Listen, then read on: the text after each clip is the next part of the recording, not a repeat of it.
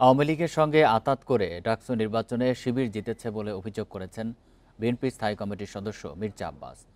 বুধবার বিকেলে চট্টগ্রামে পাঁচলা এসে সাবেক মন্ত্রী আবদুল্লাহ আল নোমানের স্মরণ সভায় তিনি এই মন্তব্য করেন। মির্জা আব্বাস বলেন, অনেকের অভিযোগ ৫ আগস্টের পর বিএনপি নেতাকর্মীরা অন্যায় করেছে। বাস্তবতা হলো আওয়ামী লীগ বিএনপির ভেতরে ঢুকে অপকর্ম করছে। তবে বিএনপিতে কোনো চাঁদাবাজি, টেন্ডারবাজি বা অপকর্মের ঠাঁই হবে না। ডাকসু নির্বাচন প্রসঙ্গে তিনি আরও বলেন, নির্বাচনে এত ভোট কিভাবে পড়ল সেই হিসাব মিলছে না, তবে গভীর ষড়যন্ত্রের আভাস পাওয়া যাচ্ছে। আর তলে তলে আওয়ামী লীগের সঙ্গে আঘাত করে ছাত্রলীগের সকল ভোট যাওয়া